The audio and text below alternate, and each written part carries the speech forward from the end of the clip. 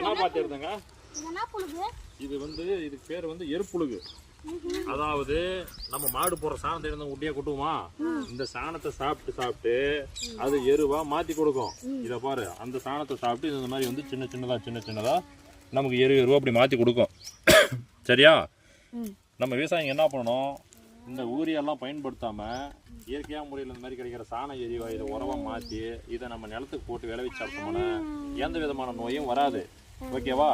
எல்லாரும் கை காட்டுங்க. இயற்கை விவசாயத்தை காப்போம், இயற்கை விவசாயம் செய்வோம், இயற்கையான உணவுகளை உண்ணுவோம்,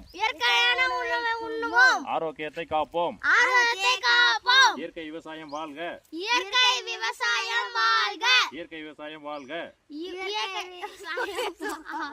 இயற்கை விவசாயிகளுக்கு நன்றி, இயற்கை விவசாயிகளுக்கு நன்றி.